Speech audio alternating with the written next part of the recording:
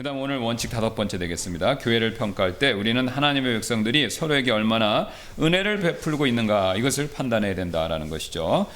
그래서 우리 교회 성도들은 어느 정도까지 판단하는 태도를 피하고 그리스도께서 그들을 받아들이신 것처럼 서로를 받아들이고 있습니까? 이거죠.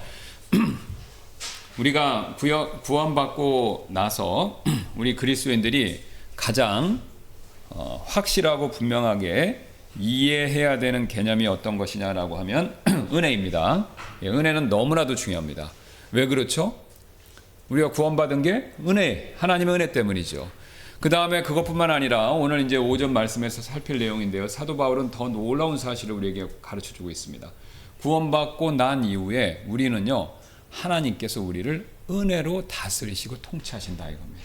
이거 굉장히 중요한 개념인데 우리가 실상은 굉장히 잘 깊이 있게 이해를 못하시거나 아니면 생소하게 여기시는 경우가 너무나도 많은 그런 중요한 개념이죠.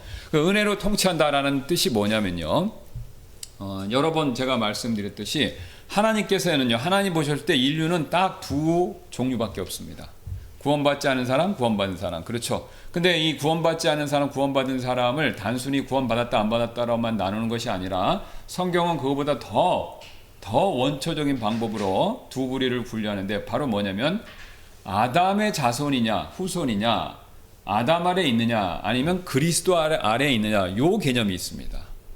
그러니까 이제 보세요. 구원받았다 안 받았다는 것은 나를 기준이잖아요. 여기 있는데 나는 구원받았고 다른 사람은 구원 못 받았습니다. 밖에 있는 분들은 구원 못 받은 분들이 계시지 않습니까? 그럼 나는 구원받고 밖에 있는 사람은 구원 못 받았다 이렇게 얘기하면 그것은 현재 나를 기준으로 사람들을 나누는 기준뿐이에요. 그런데 이게 인류 전체를 놓고 보면 하나님의 시각에서 다르다는 겁니다. 거꾸로 소급해서 올라가면 조상들이 있어요. 그렇죠? 예. 그러니까 뭐 진화론을 믿든 창조론을 믿든 어떤 종교를 믿든 상관없습니다. 모든 사람들이 상식선에서 공통되게 인정하는 게 있어요. 인류는 자기 조상을 거꾸로 계속해서 소급해서 올라가면요, 딱 두 사람이 나온다는 건 아무도 부정 못합니다. 그렇죠? 부모님의 부모님을 올라가면요, 딱 두 사람이 나와야 돼요. 그렇죠? 남자와 여자 딱 두 사람이 나와야 됩니다. 그러면 이제 진화론에서는 그 남자와 여자를 누구라고 부르는 거예요? 호모 사피엔스 뭐 아니면 뭐 원숭이와 그러니까 침팬지와 인간의 뭐 중간 존재 뭐 네안데르탈은 뭐 이런 각각 이상한 이름을 붙여갖고 그게 이제 인류의 조상이다 이렇게 얘기하는 거고, 성경에서 하나님은 그걸 누구라고 부릅니까? 아담. 그거예요. 다른 종교에서는 무슨 신화에 나오는 뭐 누구 뭐 이렇게. 그러니까 상식에서 생각해 보시면 답은 쉽습니다. 거꾸로 소급하면 딱 두 사람이 나오게 돼 있어요. 그걸 부정할 수가 없습니다. 근데 그 두 사람이 누구냐 여기에 대해서 서로 갈리는 거예요. 진화론은 원숭이도 아니고 인간도 아닌 중간 존재. 그죠? 그것도 뭐 오래된 화석 가지고 이렇게 적당히 끼워 맞추는데, 여러분 그 지금 네안데르탈은 뭐 크로마뇽 이런 화석들은요, 창조과학을 연구하는 분들 입장에서는 그건 기형인 화석, 그러니까 그 두개골들이 기형으로 여기는 거예요. 그러니까 사람도 아니고 침팬지도 아니고 중간 형태의 특징을 갖고 있는데, 그럼 그걸 어떻게 설명하냐라고 했을 때 진화론들은 진화 단계다 중간 이렇게 얘기하지만 성경을 믿는 과학자나 의학자들은요, 심지어 법의학자들은요 기형으로 보는 겁니다. 예. 왜 그러냐면요, 그런 게 동시다발적으로 나와야 되는데 그게 하나예요 겨우. 우리가 두상도 편두대들에서 이렇게 된 거 있고 두상도 다 틀리잖아요. 그죠? 예, 그 중에 기형일 수가 있는 거예요. 그러니까 그게 조상이 누구냐라는 것에 대해서 갈리는 것 뿐이지 조상은 있습니다. 근데 하나님께서는 그 조상을 아담과 이브라고 딱 찍어서 말씀하세요. 자, 그런데 아담으로부터 나오는 쭉 우리가 후손들이 있는데 이 후손들은 문제가 뭡니까? 다 죄 아래 있는 겁니다. 그러니까 아담을 따라서 육체적으로 태어난 모든 인류는요, 다 죄 아래 태어나고 죄의 영향을 받고 있는 거예요. 반면 하나님께서 그리스도를 보내셔서, 이제 정확하게는 그리스도를 마지막 아담이라고 합니다. 근데 우리가 이제 첫째 아담과 비교해 보니까 우리가 통상 하는 말로 둘째 아담 이렇게 했는데 성경에 둘째 아담이란 말은 정확히는 없습니다. 그냥 마지막 아담이에요. 예. 그래서 우리가 보통 둘째 아담이다라고 해서 그리스도를 하는데, 그리스도가 오심으로 인해서 그리스도를 통해서 어떤 일이 벌어지죠? 하나님의 자녀가 되는 거예요. 그러면 육체적으로는 아담의 후손이었지만 그리스도가 오심으로 인해서, 그리스도를 믿음으로 인해서 아담의 후손에서 그리스도를 통해 하나님의 자녀가 되는 겁니다. 그래서 아담 아래에 있는 경우가 있고 그리스도 아래에 있는 경우가 있어요. 그래서 영적으로 이 두 가지 체제가 존재합니다. 이 세상에. 그런데 이 아담 아래에 있는 체제에서는요, 무엇이 지배하냐면 율법이 지배합니다. 죄와 사망과 율법이 지배해요. 그 다음에 그리스도 아래에 있는 체제에서는요, 의와 그 다음에 생명과 은혜가 지배합니다. 이게 완전히 서로 대조되는 거예요. 그래서 우리가 그것을 인식하든 인식하지 못하든 간에 우리는 은혜의 지배를 받는 겁니다. 자, 쉬운 뜻으로 이렇게 말씀드릴게요. 구원받았다는 것은 내가 지옥 가지 않고 천국 간다. 그러니까 내 자신의 개인의 운명만 기준으로 놓고 말씀하시는 거죠. 그런데 내 자신의 운명이 왜 바뀌었냐라고 했을 때 큰 하나님의 영적 체계에서 보면요, 우리는 단순히 내가 구원받은 것뿐만 아니라 아담 아래에서 그리스도 안으로 옮겨온 겁니다. 영적으로 이런 트랜스퍼가 있었던 거예요. 그러니까 제가 자주 말씀드린 예처럼 똑같은 한국 사람인데 북한 사람이나 한국 사람이나 휴전선만 넘으면요, 어떻습니까? 삶의 방식과 결과가 완전 틀리죠. 왜 그렇죠? 같은 언어, 같은 민족, 그 다음에 같은 땅덩어리에 살고 있는데 왜 그랬죠? 체제 때문이죠. 체제 때문에 그렇습니다.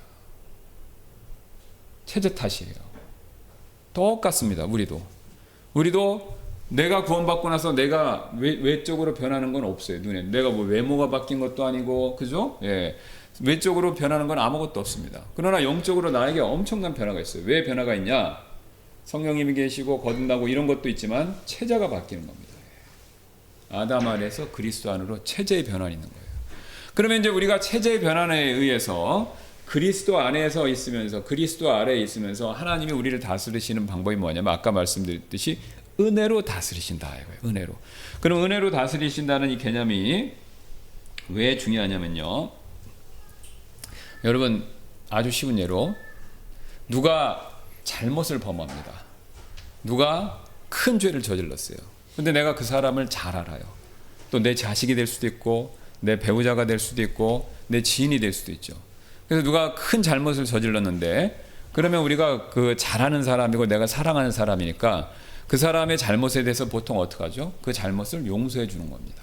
그러니까 용서해 주는 것으로 끝내는 거죠. 더 이상 묻지 않고 용서해 주는 것으로 그 문제를 해결하는 겁니다. 이게 우리가 사람이 쓰는 방법이죠. 자, 근데 하나님의 이거는 용서예요. 근데 하나님의 방법, 은혜는요, 이거를 초월합니다. 자, 무슨 뜻이냐면요, 하나님께서는요, 우리가 하나님께 잘못했었을 때 우리의 잘못에 대해서 용서해 주시는 것뿐만 아니라 거기다가 플러스 알파로 축복을 주십니다. 이게 은혜의 개념이에요. 자, 다시 한번, 그럼 아까 제가 말씀드렸던 사랑 관계로 갈게요. 누가 나한테 잘못을 했어요. 제 돈을 만약에 가져가 버렸어요. 누가 사업을 내가 하는데 밑에 직원이 있는데 뭐 내가 믿고 그 사람한테 맡겼는데 그 사람이 횡령을 해서 엄청난 돈을 빼갔습니다. 그러면 내가 그 사람 잘 알기 때문에, 내가 너무나도 사랑하기 때문에 방법이 뭐가 있습니까? 경찰에 신고 안 하고 그냥 덮는 거예요. 그렇죠? 그냥 용서해 주는 거죠. 근데 여기다가 하나님의 은혜의 방법을 더하면 어떤 일을 해야 되냐면요, 그 사람이 가져간 돈에다가 돈을 덮어주는 것뿐만 아니라 내가 보너스로 돈을 더 주는 겁니다. 이 사람이 잘해서가 아니라 불쌍하게 여겨서. 얼마나 돈이 필요했으면 이런 나쁜 짓을 했을까? 불쌍히 여겨서 돈을 더 주는 겁니다. 그것도 이루 말할 수 없이. 여러분, 하나님의 은혜가 바로 이런 겁니다. 우리가 죄를 지어서 그 죄에 대해서 하나님이 용서해 주시는 것뿐만 아니라 그리스도를 통해서요, 우리에게 축복을 주시는 겁니다. 그걸 성경에서 뭐라고 그냥 의라고 부르는 거예요. 죄인이어서 죄인으로 끝나는 게 아니라 그 죄인을 죄가 없다 정도가 아니라 오히려 반대로 선하고 훌륭한 사람이다라고 거꾸로 여겨주시는 겁니다. 이게 은혜의 개념이에요. 그러니까 이거는 세상에 존재하지 않는 개념입니다. 물론 있어요. 이걸 실천하는 극소수의 사람이 있죠. 그러나 모든 면에서 이걸 실천할 수 있는 사람은 없어요. 그런데 놀랍게도 하나님은요, 모든 영역에서 우리가 저지르는 모든 죄에 대해서 이 방법으로 우리를 다스리신다라는 겁니다. 특히 누구를요? 그리스도를 믿고 그리스도 안에 있는 사람들에 대해서는 하나님께서 전적으로 이 은혜의 방법을 우리를 다스리십니다. 그래서 우리가 이 사실을 이해하면요, 우리가 교회 안에서 다른 분들을 대할 때 어떻게 해야 되는가라는 것에 대한 굉장히 뚜렷한 명철, 이게 그 지혜가 생깁니다. 예, 인식이 생긴다는 거죠. 그러니까 우리가 보통은 다른 분들이 나를 잘못하면 첫 번째는 뭐죠? 같이 잘못을 한다. 그죠? 예, 그러니까 그분이 나한테 잘못하면 나도 똑같이 해준다. 이해는 이죠. 이거 율법이죠. 근데 여기서 조금 더 믿음이 성숙하면 어떻게 되겠습니까? 그 사람이 나한테 잘못한 거를 내가 그냥 용서해준다. 내가 그걸 감당하고 만다. 그죠? 예. 그럼 이거는 용서죠. 용서. 예. 첫 번째는 율법, 두 번째 용서죠. 세 번째, 이게 제일 하나님께서 요구하시는 방법인데 바로 뭐냐면 그 사람이 나한테 잘못했을 것에서 내가 용서해 주는 것에서 멈추는 게 아니라 오히려 그 사람에게 축복을 준다. 그러니까 예수님이 오리를 가면 십리 가라, 오른쪽 밥 맞으면 왼쪽 내밀어, 너희를 저주하는 사람을 축복해라. 이게 바로 그 은혜의 방법입니다. 그리고 십자가에서 마지막에 자신을 죽이는 사람들, 비웃고 조롱하는 사람들에 대해서 어떻게 했죠? 저들이 하는 걸 알지 못한다고 기도를 해주셨잖아요. 자신에게 저주하는 사람을 위해서 기도를 해주셨습니다. 이걸 실천하는 모습도 나오죠. 스데반. 자신에게 돌을 던지는 사람들에게 어떻게 했습니까? 그들을 위해서 저주가 임하지 말라고 기도를 해줬죠. 또 예수님께서도 이걸 보여주셨죠. 3번 부인할 거라고 예수님께서 베드로에게 예언을 하셨는데 베드로였어요. 저는 그럴 일 없습니다라고 큰 소리 빵빵 쳤는데 결국 어떻게 됐습니까? 3번 부인하죠. 근데 그걸 3번 부인할 때 아이고 싸다 싸, 내가 그럴 줄 알았어, 정신 차려라 베드로, 이렇게 말씀 안 하시고 어떻게 했습니까? 사탄이 밀가부로 하려고 하는데 내가 너를 위해 기도했다는 거죠. 그리고 부활하신 다음에 갈릴리 바다에서 어떻게 하셨어요? 베드로 불러서 3번 부인했으니까 또 정확히 3번 사랑하느냐 물으셨죠. 우리의 잘못에 대해서 주님은요, 용서해 주시는 차원에서 멈추는 것이 아니라 그것에 대해서 위로해 주시고 격려해 주시고 필요하시면 축복까지 주신다는 겁니다. 이게 놀라운 개념이죠. 이게 은혜의 개념입니다. 그러니까 하나님은 그런 방식으로 우리를 다스리시는 거예요. 그런 방식으로 우리를 이끄십니다. 그래서 우리가 이 사실을 믿으면요, 내가 다른 사람을 대할 때 어떤 태도를 취할 것인가 명확해집니다. 셋 중 하나가 하게 돼 있어요. 우리는요, 율법으로 하느냐, 그냥 용서하느냐, 덮고 넘어가느냐, 세 번째 은혜로 해주느냐. 이 세 가지가 가운데 하나를 선택하는 겁니다.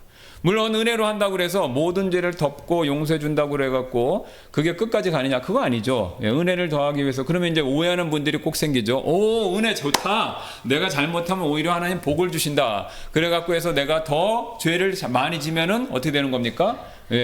은혜가 더 많아지겠네 이거죠. 자, 아브라함 가나안 땅에 도착하자마자 하나님께 여쭤보고 거기 머물렀어야 되는데 그거 안 했죠. 이집트로 내려갔죠. 오히려 하나님이 은혜의 방법을 보여주시기 위해서, 격려해 주시기 위해서 복을 주셨어요. 그러니까 아브라함이 딱 올라온 다음에 깨닫는 겁니다. 이게 은혜구나. 근데 거기서 아브라함 둘 중에 하나입니다. 하나님의 크신 은혜를 생각해서 내가 잘못했구나. 하나님이 이렇게 좋으신 분이시구나. 그리고 하나님 말씀에 내가 잘 따라야 되겠다, 이렇게 생각할 수도 있고요. 아니면 아직 사람이 영적으로 덜 됐으면 아이고 이거 좋은 기회네, 하나님이 내가 잘못하면 이렇게 복을 더 주시니까 한번 이집트 또 갔다 와야 되겠네, 그러면 또 주시겠네, 이렇게 생각하면 그건 배은망덕이죠. 그런데 사실 저와 여러분이 후자의 경우로 행동하는 경우가 너무나도 많습니다. 왜요? 예수님의 보혈로 나를 용서함 받았으니까 이 죄까지 거쳐도 괜찮겠지, 이렇게 생각하고 죄 지을 때가 적지 않다는 것이죠. 또 이번에도 죄 졌는데 어떻게 넘어갔어요. 그러면 이게 다음번에도 괜찮을 것 같다라고 생각하고 은근슬쩍 또 한다는 겁니다. 이게 사실 우리가 그래요. 저도 마찬가지입니다. 우리가 그렇습니다. 하나님의 은혜를요, 우리가 역으로 이용하는 거죠. 자의든 아니면 모르고 그러든 우리가 하나님의 은혜를 남용할 때가 참 많이 있습니다. 근데 놀라운 사실은요, 주님께서는 그럼에도 불구하고 자신의 그런 은혜를 거두시질 않는다는 거예요. 오랫동안 참아주세요. 그리고 참다 안 되면 지난 시간에 살펴본 것처럼 하나님께서 어쩔 수 없이 징계를 내신다는 겁니다. 채찍을 내신다는 거예요. 근데 그 전까지 주님은 오래 참으십니다. 오래 참으시면서 은혜의 방법을 일관적으로 쓰신다는 거죠. 그러니까 우리가 이걸 인식하면요, 내 주변 사람들을 대할 때 사실 많은 태도의 변화가 있을 수밖에 없습니다. 왜요? 그 달란트 비유에 나오지 않잖아요. 나도 그렇게 큰 빚을 탕감받았으면 그거보다 훨씬 적은 빚을 나에게 진 사람에 대해서 어떻게 됩니까? 용서해 줘야죠. 탕감해 줘야죠. 나도 큰 은혜를 입었다면 나도 다른 사람한테 은혜를 베풀어야 되는 겁니다. 그게 양심상 자기 마음이 살아있다면 그렇게 하는 게 맞지 않습니까, 사실? 예. 나도 이렇게 은혜를 입고 있다면 다른 사람도 용서해 줘야 되는 거예요. 다른 사람도 탕감해 줘야 되는 거예요. 다른 사람에게도 기회 있을 때 또 은혜를 베풀어 줘야 되는 거죠. 근데 여러분, 신기한 거는요, 하나님이 은혜의 방법을 통치의 방법으로 정하셨기 때문에 이 방법만 역사합니다. 다시 한번요. 하나님께서 이 은혜의 방법을 이 세상을 바꾸는 수단으로 정하셨어요. 그래서 이 방법을 쓸 때만 뭔가 변화가 일어납니다.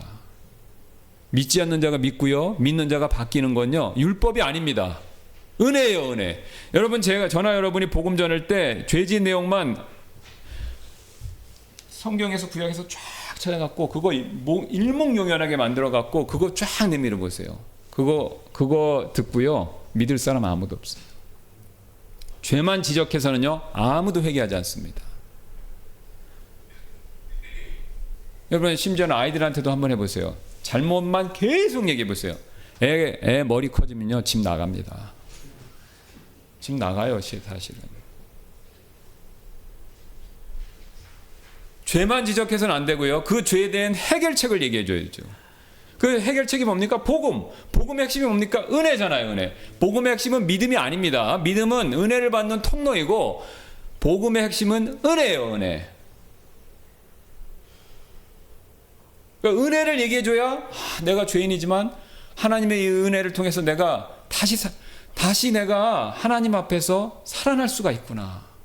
내가 지옥 가지 않을 수 있구나. 이거를 느끼고 그리스도를 믿는 거죠. 자녀들도 똑같습니다. 아이들 잘못을 쫙 지적하고 거기서 멈추면 제가 말씀드린 것처럼 아이들이 반발합니다. 100%. 그러나 그 아이들의 잘못에 대해서 반대로 격려해주고 칭찬해주고 그걸 어떻게 도와줄 수 있는 거에 대한 긍정적인 얘기를 하면요, 아이들이 듣기 시작해요. 그리고 둘 중에 어느 것을 높이냐에 따라서 아이들의 태도가 완전 바뀌는 거죠.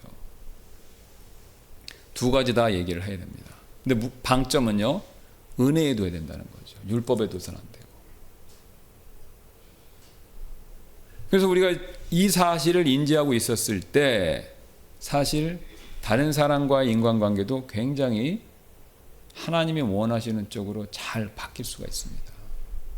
여러분, 직장에서도요, 제가 들었던 일화인데, 정주영 회장 아시잖아요. 제가 지금 거론을 할게, 돌아가셨으니까.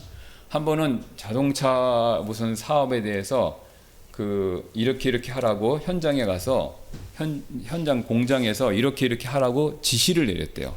정주영 회장이 직접 현대자동차 가서 지시를 했대요. 근데 거기 책임자가 겁도 없이요, 회장님 그건 안 됩니다, 딱 그랬다는 거예요. 여기 옆에 뭐 다 참모들 다 있는데 그 공장의 그 담당자가 그 방법은 안 됩니다, 딱 그랬다는 거예요.